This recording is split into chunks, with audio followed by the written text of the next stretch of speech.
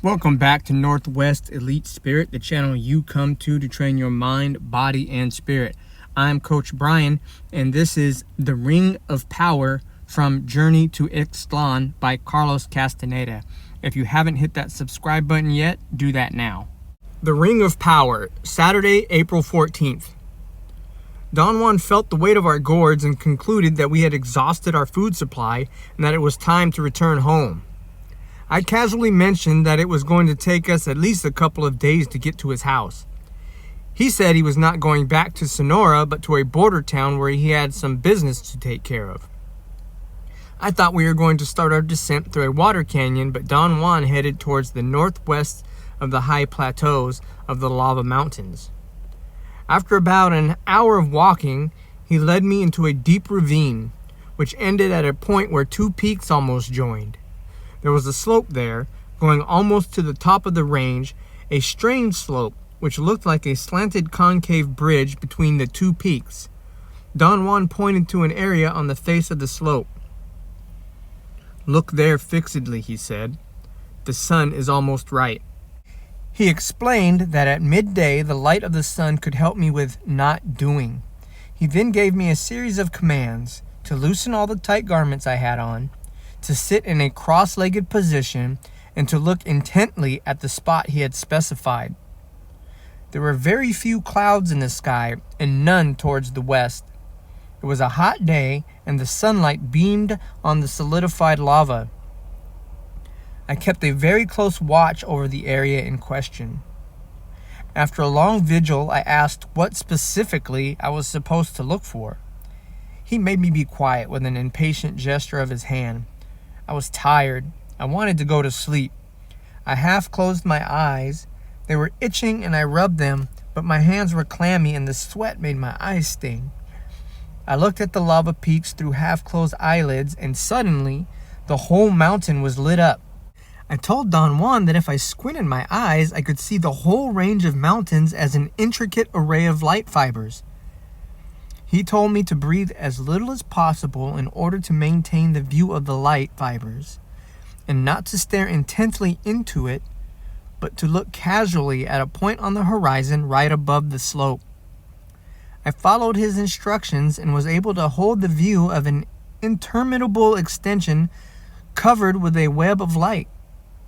Don Juan said in a very soft voice that I should try to isolate areas of darkness within the field of light fibers, and that right after finding a dark spot, I should open my eyes and check where that spot was on the face of the slope. I was incapable of perceiving any dark areas. I squinted my eyes and then opened them up various times. Don Juan drew closer to me and pointed to an area to my right, and then to another one right in front of me. I tried to change the position of my body. I thought that perhaps if I shifted my perspective, I would be able to perceive the supposed area of darkness he was pointing to, but Don Juan shook my arm and told me in a severe tone to keep still and be patient. I again squinted my eyes and once more saw the web of light fibers. I looked at it for a moment and then I opened my eyes wider. At that instant, I heard a faint rumble. It could have easily been explained as the distant sound of a jet plane. And then, with my eyes wide open, I saw the whole range of mountains in front of me as an enormous field of tiny dots of light. It was as if, for a brief moment, some metallic specks in the solidified lava were reflecting the sunlight in unison. Then the sunlight grew dim and was suddenly turned off, and the mountains became a mass of dull, dark brown rock, and at the same time it also became windy and cold. I wanted to turn around to see if the sun had disappeared behind a cloud, but Don Juan held my head and did not let me move.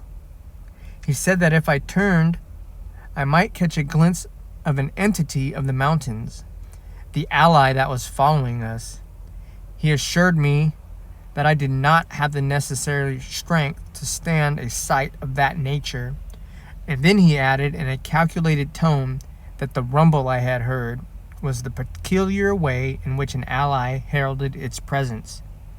He then stood up and announced that we were going to start climbing up the side of the slope. "Where are we going?" I asked. He pointed to one of the areas he had isolated as being a spot of darkness. He explained that not doing had allowed him to single out that spot as a possible center of power, or perhaps as a place where power objects might be found. We reached the spot he had in mind after a painful climb. He stood motionless for a moment, a few feet in front of me. I tried to come closer to him, but he signaled me with his hand to stop. He seemed to be orienting himself. I could see the back of his head moving as if he were sweeping his eyes up and down the mountain. Then, with sure steps, he led the way to a ledge. He sat down and began to wipe some loose dirt off the ledge with his hand. He dug with his fingers around a small piece of rock that was sticking out, cleaning the dirt around it. Then he ordered me to dig it out. Once I had dislodged the piece of rock, he told me to immediately put it inside my shirt because it was a power object that belonged to me. He said that he was giving it to me to keep and that I should polish and care for it. Right after that, we began our descent into a water canyon, and a couple of hours later, we were in the high desert at the foot of the lava mountains. Don Juan walked about 10 feet ahead of me and kept up a very good pace. We went south until just before sunset. A heavy bank of clouds in the west prevented us from seeing the sun, but we paused until it had presumably disappeared over the horizon. Don Juan changed directions then and headed towards the southeast. We went over a hill, and as we got to the top, I spotted 4 men coming towards us from the south. I looked at Don Juan. We had never encountered people on our excursions, and I did not know what to do in a case like that. But he did not seem to be concerned. He kept on walking as if nothing had happened. The men moved as if they were not in a hurry. They meandered towards where we were in a leisurely way. When they were closer to us, I noticed that they were 4 young Indians. They seemed to recognize Don Juan. He talked to them in Spanish. They were very soft-spoken and treated him with great deference. Only one of them spoke to me. I asked Don Juan in a whisper if I could also talk to them, and he nodded his head affirmatively. Once I engaged them in conversation, they were very friendly and communicative, especially the one who had first spoken to me. They told me they were there in search of power quartz crystals. They said that they had been wandering around the lava mountains for several days, but they had not had any luck. Don Juan looked around and pointed to a rocky area about 200 yards away. "That's a good place to camp for a while," he said. He began to walk towards the rocks, and we all followed him. The area he had selected was very rugged. There were no bushes on it. We sat down on the rocks.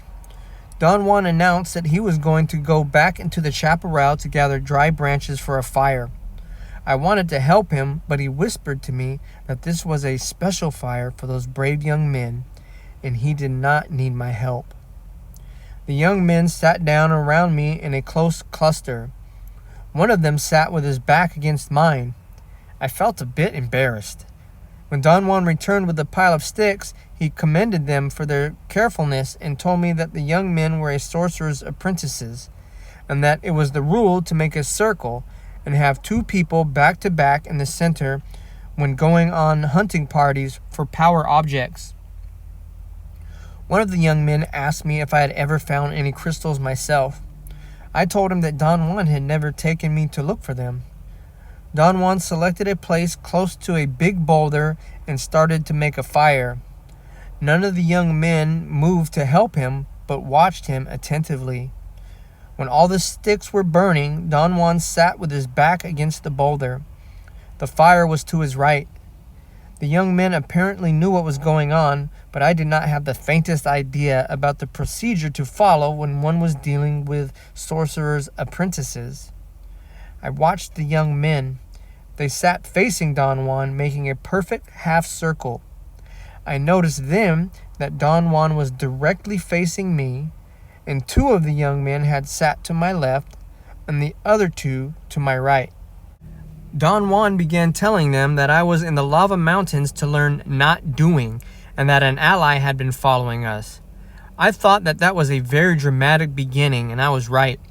The young men changed positions and sat with their left legs tucked under their seats. I had not observed how they were sitting before. I had assumed that they were sitting the same way I was, cross-legged. A casual glance at Don Juan revealed to me that he was also sitting with his left leg tucked in. He made a barely perceptible gesture with his chin to point at my sitting position. I casually tucked in my left leg.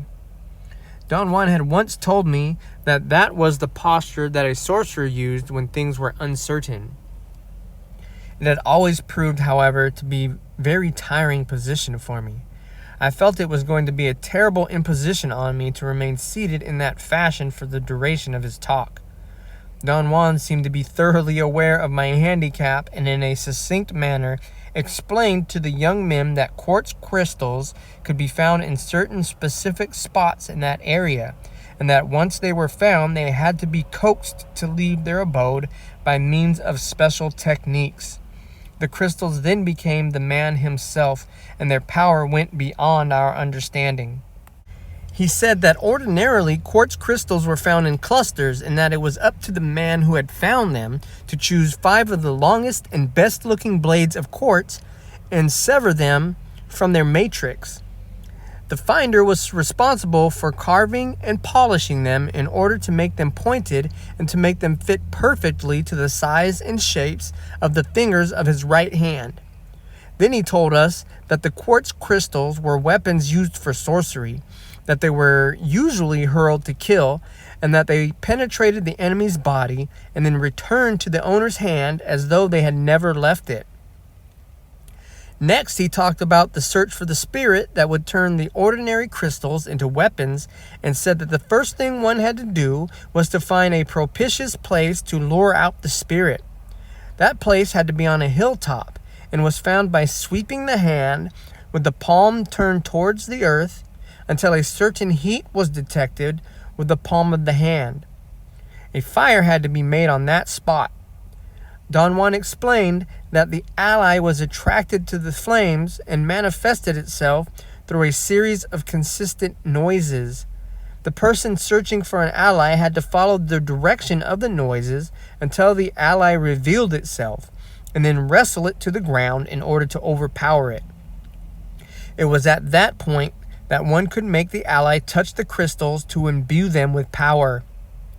He warned us that there were other forces at large in those lava mountains, forces which did not resemble the allies. They did not make any noise, but appeared only as fleeting shadows and did not have any power at all.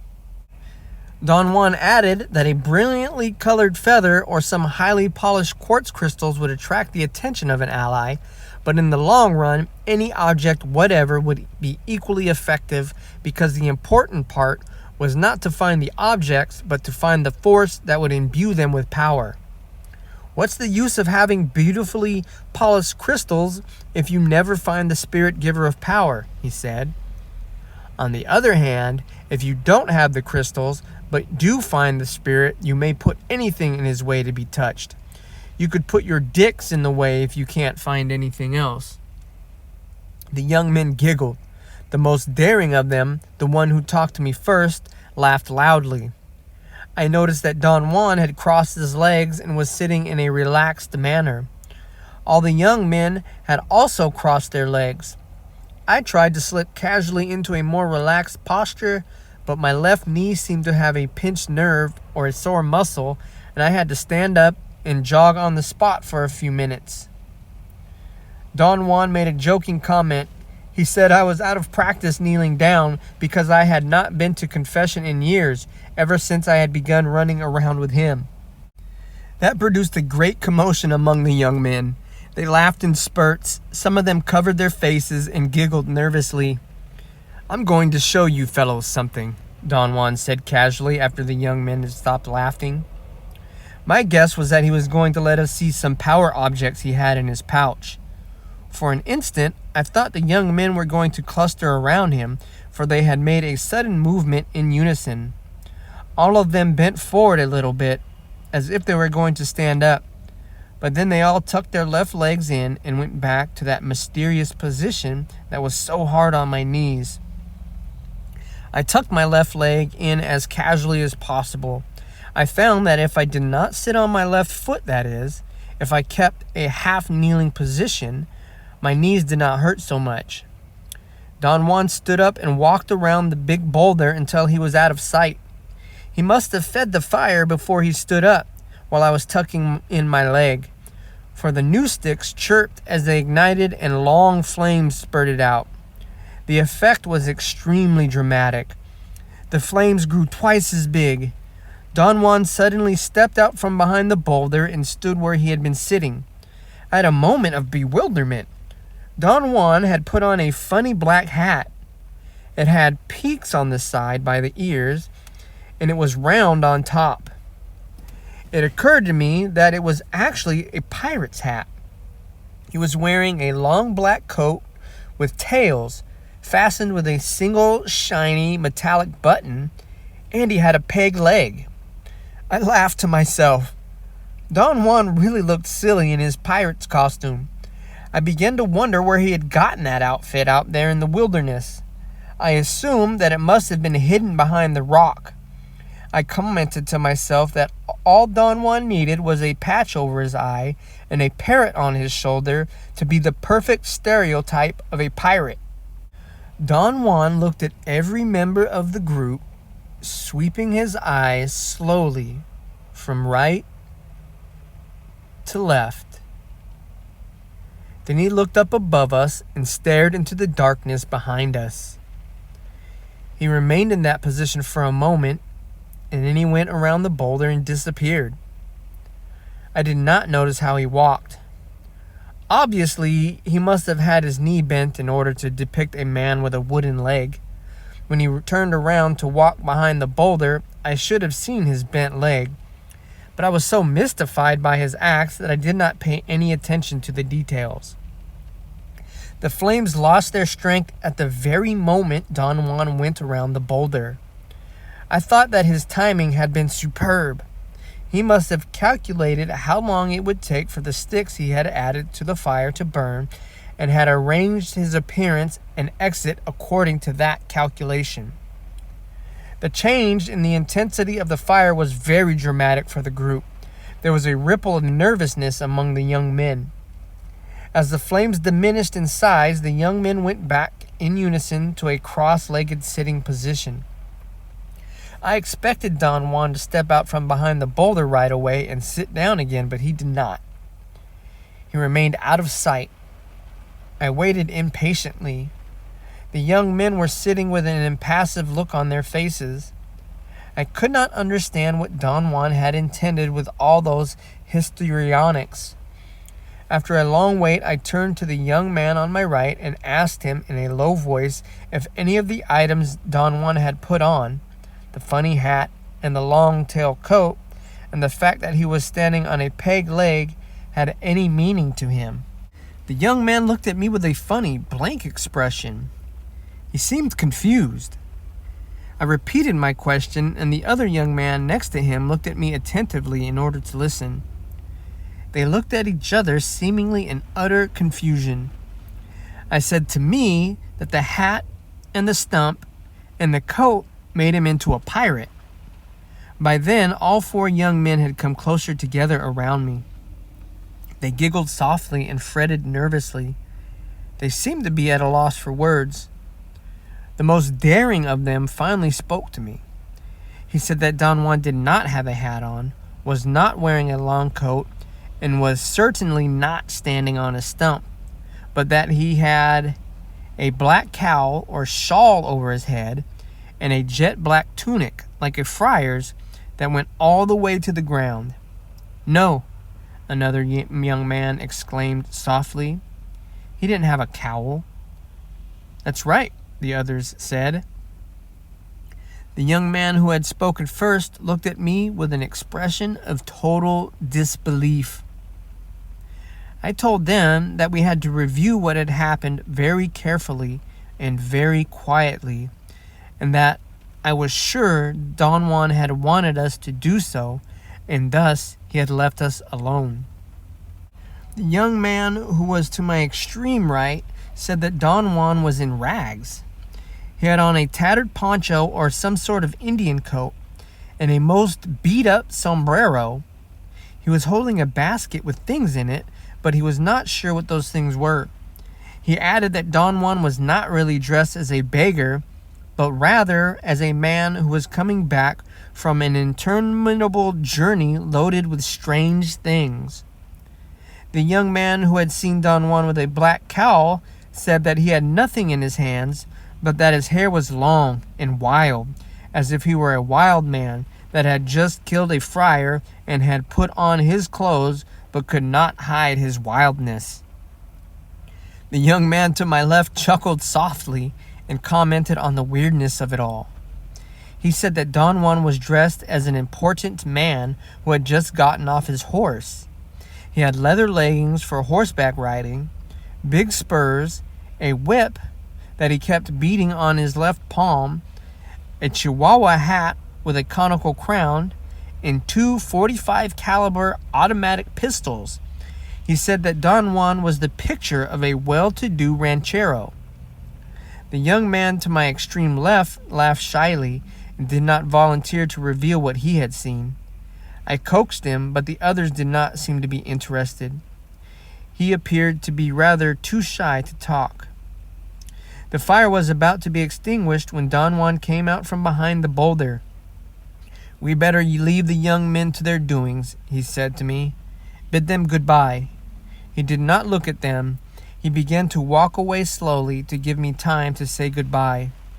The young men embraced me. There were no flames in the fire, but the live coals reflected enough glare. Don Juan was like a dark shadow a few feet away, and the young men were a circle of neatly defined, static silhouettes. They were like a row of jet-black statues set in a background of darkness. It was at that point that the total event had an impact on me.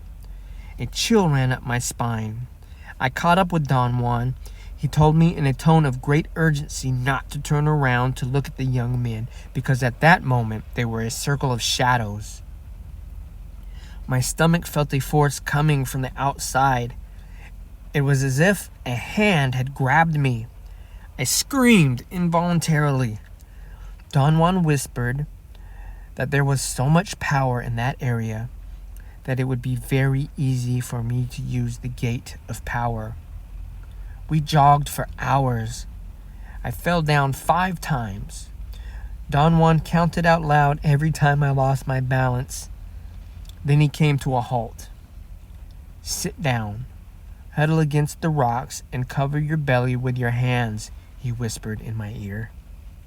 Sunday, April 1962. As soon as there was enough light in the morning, we started walking. Don Juan guided me to the place where I had left my car. I was hungry, but I felt otherwise invigorated and well rested. We ate some crackers and drank some bottled mineral water that I had in my car. I wanted to ask him some questions that were overwhelming me, but he put his fingers to his lips. By mid-afternoon, we were in the border town where he wanted me to leave him. We went to a restaurant to eat lunch. The place was empty. We sat at a table by a window looking out at the busy main street and ordered our food. Don Juan seemed relaxed. His eyes shone with a mischievous glint. I felt encouraged and began a barrage of questions. I mainly wanted to know about his disguise. "I showed you a little bit of my not doing," he said, and his eyes seemed to glow. "But none of us saw the same disguise," I said. "How did you do that?" "It's all very simple," he replied. "They were only disguises because everything we do is in some way merely a disguise. Everything we do, as I have told you, is a matter of doing.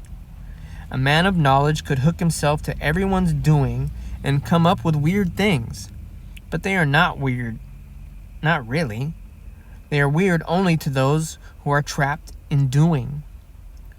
Those 4 young men and yourself are not yet aware of not doing. So it was easy to fool all of you." "But how did you fool us?" It won't make sense to you. There's no way for you to understand it. Try me, Don Juan, please. Let's say that when every one of us is born, we bring with us a little ring of power. That little ring is almost immediately put to use. So every one of us is already hooked from birth, and our rings of power are joined to everyone else's. In other words, our rings of power are hooked to the doing of the world in order to make the world. Give me an example so I can understand it, I said. For instance, our rings of power, yours and mine, are hooked right now to the doing in this room. We are making this room. Our rings of power are spinning this room into being at this very moment. Wait, I said. This room is here by itself. I am not creating it. I have nothing to do with it. Don Juan did not seem to be concerned with my argumentative protests. He very calmly maintained that the room we were in was brought to being and was kept in place because of the force of everybody's ring of power. You see, he continued, every one of us knows the doing of rooms because in one way or another we have spent much of our lives in rooms. A man of knowledge, on the other hand, develops another ring of power. I would call it the ring of not doing, because it is hooked to not doing. With that ring, therefore, he can spin another world. A young waitress bought our food and seemed to be suspicious of us. Don Juan whispered that I should pay her to show her that I had enough money. I don't blame her for distrusting you, he said and roared with laughter. You look like hell. I paid the woman and tipped her, and when she left us alone, I stared at Don Juan, trying to find a way to recapture the thread of our conversation. He came to my rescue. Your difficulty is that you haven't yet developed your extra ring of power, and your body doesn't know not doing, he said. I felt an uncomfortable ripple in my stomach. There was an unbridgeable abysm between my first-hand experience and his explanation.